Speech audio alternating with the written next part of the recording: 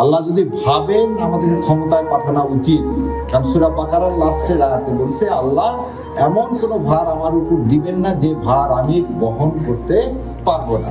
তো যারা বলেন জামাত ইসলামের জনপ্রিয়তা উঠে যাচ্ছে, আবার জনপ্রিয়তা নিভে যাচ্ছে, প্রথম আলো দেখতেছেন কি করলো, জামাতেরটা ঠিক রেখে 1300 জনের উপর একটা সার্ভে করে বলে দিল জামাত 26% পাবেন আর বিএনপি 63% পাবেন। ওনারা 63 কেন, ওনারা 93 দেন, কারণ ফয়সালা প্রথম আলোর হাতে না, ফয়সালা হচ্ছে মালিকুল মুলকের হাতে। মৃত্যুর স্বাদ আমাকে গ্রহণ করতে।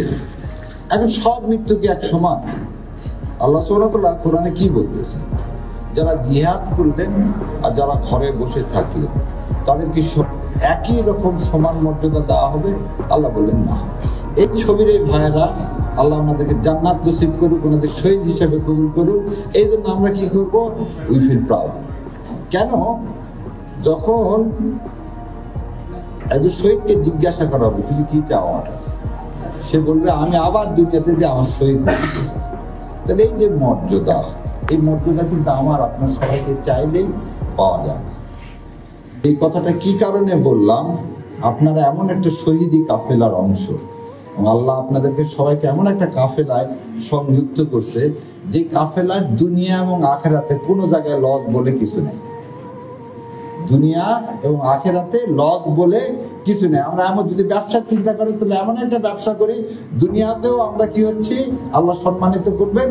আল্লাহ যদি ভাবেন আমাদের ক্ষমতায় পাঠানো উচিত, কারণ সূরা বাকারার লাস্টের আয়াতে বলছে আল্লাহ এমন কোনো ভার আমার উপর দিবেন না যে ভার আমি বহন করতে পারবো না।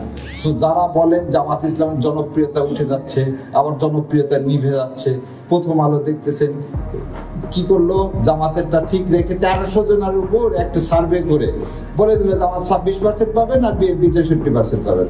ওনারা 63 কেন, ওনারা 93 দেন, কারণ ফয়সালা প্রথম আলোর হাতে না, ফয়সালা হচ্ছে মালিকুল মুলকের হাতে।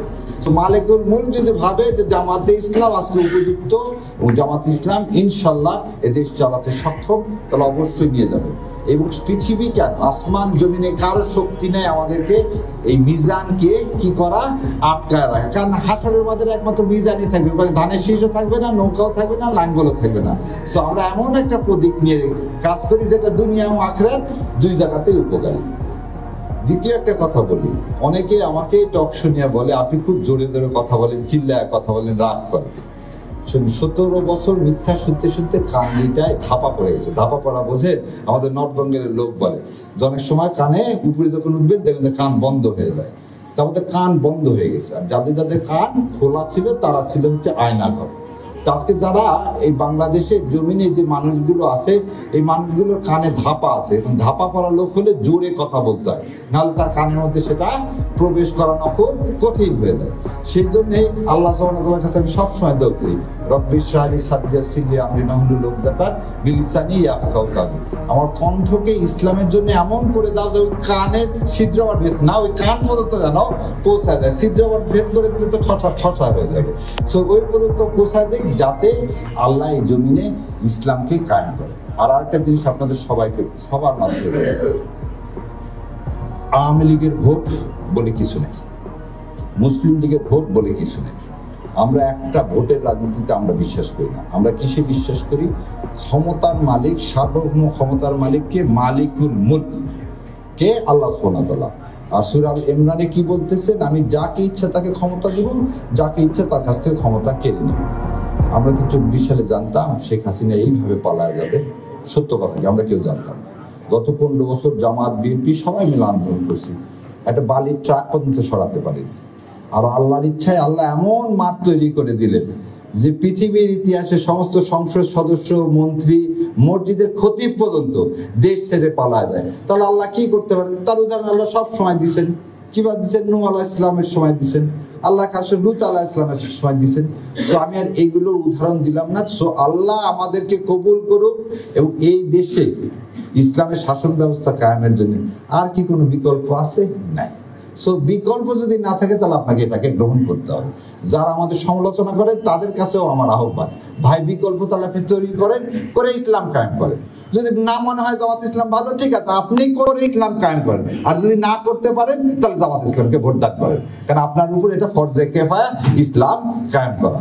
সো আল্লাহ আমার এই শহীদ ভাইদের মানে বদলে, খালি এই শহীদ না, যারা আরো শহীদ হয়েছে তাদের বদলে আল্লাহ এই জমিনে ইসলাম কায়েম করুক। আর আপনারা আমার জন্য দোয়া করবেন, আল্লাহ যেন আমাকে এই পথে সারা জীবনের জন্য কবুল করে। আর ওই যে আর একটা জিনিস সবাই দেখবেন বলে যে বট বাহিনী শিবির খালি কি বলে, কাউকে গালিগালাজ করে। এটা একদম খুব পরিষ্কার করে খালেদ মহিউদ্দিনকে বলে দিচ্ছি। দেখেন, আমাকে পুরস্কার ঘোষণা করছে, আমাকে মেরে ফেলে দেওয়া হলে 30 লাখ টাকা আমার জীবনের জন্য মূল্য ঘোষণা করা হয়েছে। তাই হচ্ছে আমার মূল্য তো আল্লাহ নির্ধারণ করে দিচ্ছে, তোমাদের তো খুব দরকার নেই, এবং টাকা লাগলে আসো আমি দিয়ে দিচ্ছি।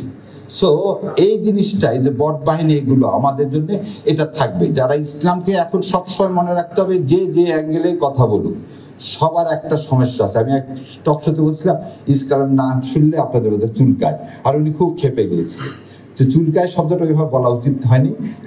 ইসলাম সম্পর্কে একটা অ্যালার্জি আছে। কেন অ্যালার্জি আছে? ইসলাম হলে তো দুর্নীতি করতে পারবেন না। প্রথম জিনিসটা কি, ইসলাম হলে আপনি তো দুর্নীতি করতে পারবেন না। ইসলাম হলে অন্যের হক নষ্ট করতে পারবেন না। ইসলাম হলে 72 থেকে 75 সালে বাংলাদেশে কোনো সম্ভ্রান্ত পরিবারের মেয়েরা স্কুল কলেজে যেতে পারেনি।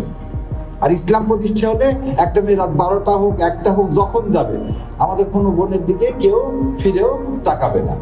এই সমাজ কি ইন্ডিয়া প্রতিষ্ঠিত করতে দিতে চায়? না। আমরা কি হক চাই? আমরা জাকাত ভিত্তিক হক চাই। আজকে বলেন তো, যার জমি জমা নাই তাকে ব্যাংক টাকা দিবে? কর্জে হাসানা বলে কিছু আছে কোনো ব্যাংকে?